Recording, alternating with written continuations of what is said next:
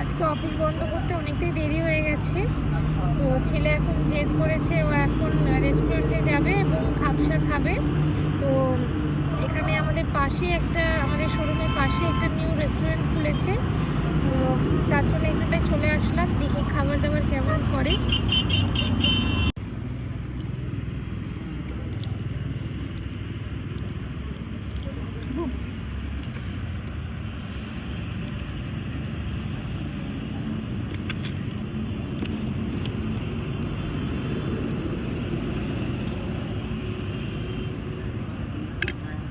খাবসা রাইসটার test কিন্তু সত্যি খুব ভালো করেছে।